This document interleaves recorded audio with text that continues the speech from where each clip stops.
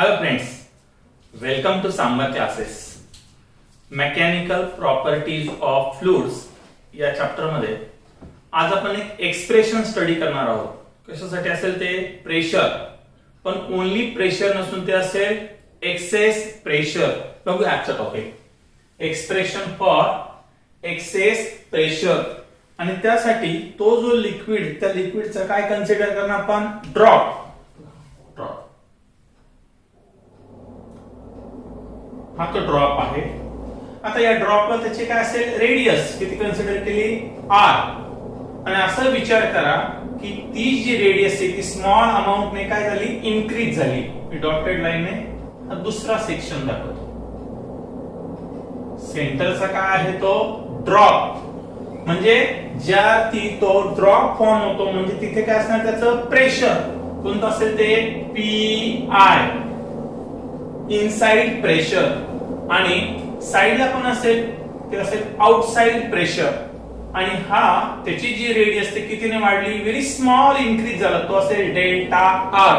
मी 4 factor इथे मांडून घेणार आहे की जे आपल्याला एक्सप्रेशन साठी उपयोगी पडतील. कोणते कोणते फॅक्टर असतील ते, so let P I is equal to inside pressure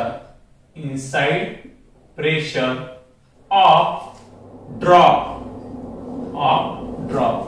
Next, this PO is nothing but outside pressure of drop. R is nothing but radius of drop. त्या ड्रॉपला तुम्ही एअर बबल पण म्हणू शकता, ड्रॉप और air bubble. And this delta R is nothing but increase in radius. हा increase कसा आहे, very small increase in radius. तो जो ड्रॉप आहे त्या ड्रॉपचा कोणता शेप आहे, स्पेरिकल शेप आहे. मग आर जर रेडियस असेल तर इनिशियली त्याला काय असणार, त्याचा surface area. So A1 is equal to initial surface area of drop. स्पियरच्या सरफेस एरियाचा फॉर्म्युला आहे 4 pi r square. So A1 is equal to 4 pi r square. आणि असा जो ड्रॉप होता त्याची रेडियस स्मॉल अमाउंट ने काय झाली, इन्क्रीज झाली. मग डॉटेड ने हा जर ड्रॉप फॉर्म झाला असेल तर त्याचा सरफेस एरिया पण काय झाला, चेंज झाला. Final surface area A2 is equal to 4 pi, हा कॉन्स्टंट आहे. आणि इथे घेणार आपण R प्लस डेल्टा आर ब्रॅकेटचा स्क्वेअर. A1 आणि A2 हे काय झाले, इनिशियल सरफेस एरिया, हा असेल फायनल सरफेस एरिया. आता यांचा काय करणार आपण, चेंज. Therefore डेल्टा P नहीं तो delta A is equal to कसं काढणार, A2 minus A1. Therefore delta A is equal to A2 किती आहे तो 4 पाय आर स्क्वेअर ब्रॅकेट मध्ये आहे हा, 4 pi in bracket R plus delta R bracket square minus 4 pi R. आता हे सॉल्व करू. So delta A is equal to 4 pi, हा कॉमन घेतला आणि हा जो ब्रॅकेट आहे तो सॉल्व करू. ए प्लस बी ब्रॅकेट स्क्वेअरचा फॉर्म्युला म्हणजे होणार आहे R square plus 2 times R delta R plus delta R square minus 4 pi जर कॉमन घेतला तर काय राहणार, ओनली आर स्क्वेअर. हा प्लस आर स्क्वेअर आणि मायनस आर स्क्वेअर काय झालं, cancel. So delta A is equal to 4 pi ने मल्टिप्लाय करून घेऊ, 4 pi into 2 8 pi R delta R plus 4 पाय डेल्टा आर स्क्वेअर. आता इथे कंडिशन काय होती, delta R is very small. तो जर खूप लहान असेल सो डेल्टा आर स्क्वेअर त्याचा स्क्वेअर घेतला तर अजून तो कमी येणार आहे, खूप इतका छोटा येणार आहे. So this delta R square is neglected. हा काय होऊन जातो, निग्लेक्ट होऊन जातो. डेल्टा आर स्क्वेअर ची ही जी टर्म ही काय करून टाकू आपण, निग्लेक्ट करून टाकू. ही जर निग्लेक्ट केली टर्म, ही टर्म काय केली, निग्लेक्ट, तर काय राहणार आहे. So delta A is equal to 8 pi R delta r. हा मिळाला change in surface area delta A, किंवा तुम्ही तो डी ए म्हणून पण लिहू शकता. D A is equal to 8 pi R delta R. आता एक डेफिनेशन आहे कोणाची, एनर्जीची. But DE is equal to काय, किंवा सरफेस टेन्शनची डेफिनेशन म्हणू शकतो आपण. T is equal to DE upon DA. हा जर रिअरेंज केला तर DE is equal to T into DA. Therefore DE is equal to T into DA is equal to T into DA ची किंमत पुट करू इथे 8 पाय आर डेल्टा आर. याला मी रिप्रेझेंट करतो इक्वेशन नंबर 1. आता सेकंड पार्ट इथे solve करतोय मी. पहिलं जे इक्वेशन आलं ते इथे लिहितो मी, इक्वेशन नंबर 1. ते मिळालं DE is equal to T into 8 pi R delta R. Equation number 1. आता जसं आपण प्रेशर डिफाइन केलं ना, तर त्याचा फॉर्म्युला होता काय होता, but pressure P is equal to F upon A. आणि याचा जर चेंज घेतला आपण, dP is equal to dF upon TA, और तो तुम्ही dF साठी लिहू शकता. dF is equal to dP into dA. आता dF फाइंड आउट करायचं आपल्याला. फोर्स कसं मिळवतो आपण, किंवा वर्क डनचा फॉर्म्युला माहिती आपल्याला. काय वर्क डनचा इथे लिहून घेतो, हे कंटिन्यू केलं तरी चालेल. dF is equal to dP change in pressure म्हणजे कोणता, PR मायनस PO. कारण जे इनसाइडला असणारे प्रेशर हे कसं आहे, जास्त आउटसाइडच्या प्रेशर पेक्षा, म्हणून जे एक्सेस प्रेशर म्हणतो आपण किंवा चेंज इन प्रेशर हे कशाने रिप्रेझेंट होतं, PI मायनस PO. त्याला म्हणतात change in pressure into DA change in area, surface area.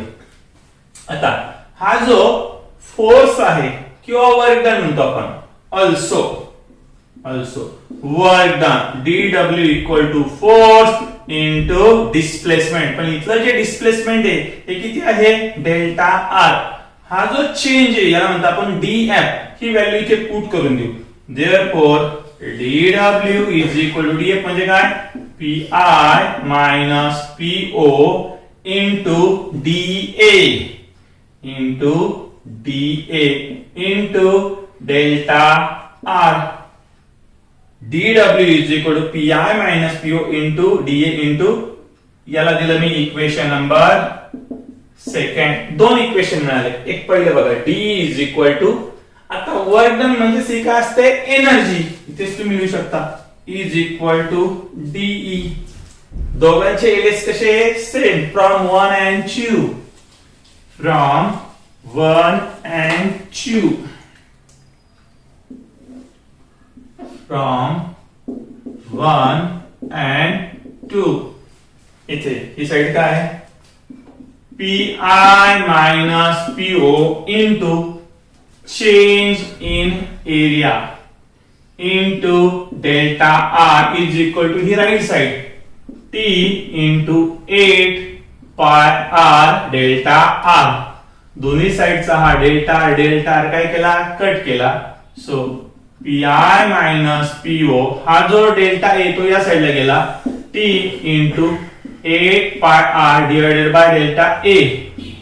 म्हणजे त्या ड्रॉपचा सरफेस एरियाचा फॉर्म्युला आहे 4 पाय आर स्क्वेअर. तो जर पुट केला, PI minus PO is equal to T into 8 pi R divide by हा किती आहे, 4 पाय आर स्क्वेअर. काय काय कॅन्सल होण्यासारखं आहे, पाय कॅन्सल, सिंगल आर कॅन्सल, 4 1 जा 4 टू इथं राहिला 2T is equal to 2t आणि इथं काय राहिला only r. So pi minus po is equal to 2t upon r. This is the formula for excess pressure. Excess pressure of drop, liquid drop म्हणू शकता किंवा तुम्ही एअर बबल. पण तेच एअर बबलच्या ऐवजी जर तुम्ही सोप बबल घेतला, सोप बबल, तर सोप बबलला काय असणार आहे, इनसाइड आणि आउटसाइड असे दोन लेअर असतील. म्हणजे इनसाइड तो पण एअर मॉलिक्युलच्या कॉन्टॅक्ट मध्ये असेल आणि आउटसाइड पण काय असेल, एअर मॉलिक्युलच्या कॉन्टॅक्ट. अशा वेळेस त्यातलं जे एक्सेस प्रेशर आहे हे याच्या काय होऊन जातं, डबल. कन्क्लुजन काढू शकतो आपण, for soap bubble, soap bubble साठी तेच इक्वेशन कसं होणार आहे, ते PI minus PO is equal to हा जो 2t आहे त्याच्या जागेवर काय होतो 4t अपॉन r. हे दोन फॉर्म्युले तुम्ही काय करायचे, लक्षात ठेवायचे. हे होतं आजचं expression for excess pressure. Okay.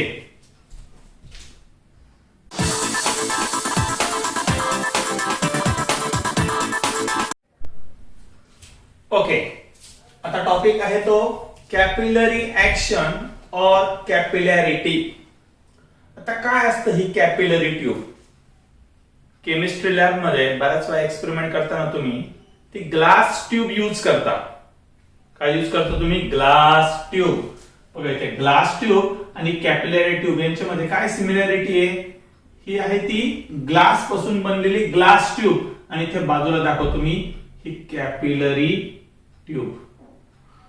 पहिला कॉमन पार्ट काय, दोघही कोणत्या मटेरियलचे फॉर्म झालेले, ग्लास पासून. आता जर टेस्ट ट्यूब असेल तर टेस्ट ट्यूब मध्ये it's one end is open and other end is close. पण तेच जर आपण कॅपिलरी ट्यूब मध्ये बघितलं तर it is a glass tube having both the ends open. त्याचे दोन्ही एंड कसे असतील, open. Also it's bore size is very small. त्याचं जे डायमीटर आहे त्या ट्यूबचं कसं असतं, व्हेरी व्हेरी स्मॉल. त्याला म्हणतात capillary tube. So capillary tube is a glass tube having both the ends open and it has a very small bore size. याला म्हणतात कॅपिलरी. आता या कॅपिलरीची काय स्टडी करायची, ऍक्शन. पण ही ऍक्शन होण्यासाठी परत थोडी अरेंजमेंट करून घेऊ. असे हे दोन ग्लास बीकर आणि दोन्ही ग्लास बीकर मध्ये लिक्विड फिल केले. इथे पण लिक्विड फिल केले, इथे पण लिक्विड. आता दोन बीकर घेण्याचा पर्पज काय, दोन्ही ग्लास बीकर मध्ये फिल केलेले जे लिक्विड ते कसे आहे, डिफरंट आहे. पहिल्या केस मध्ये त्यामध्ये फिल केलं होतं आपण वॉटर. काय फिल केलं, वॉटर. आणि दुसऱ्यामध्ये आपण फिल केले ते मर्क्युरी. मर्क्युरी.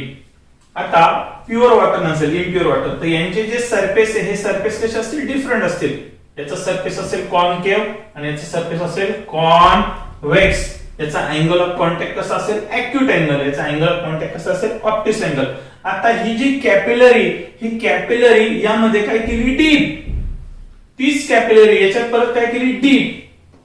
ती कॅपिलरी ट्यूब यांच्यामध्ये काय केली, डीप. कॅपिलरी ट्यूब याच्यात काय केली, डीप. कॅपिलरी काय केली याच्यात, डीप. आणि डीप केल्याबरोबर ही जी नॉर्मल लेवल होती लिक्विडची लेवल, त्या लेवल मध्ये काय झाला, चेंज. पहिल्या कंटेनर मध्ये ज्या ज्यावेळेस आपण ही डीप केली ना, तर ही लिक्विडची लेवल असे काय झाले, राईज, ही वाढली बघा. पण तीच दुसऱ्या केस मध्ये जर बघितली ना, तर ही लेवल राईज न होता ही अशी डाऊनवर्ड आली. ही काय झाली, फॉल.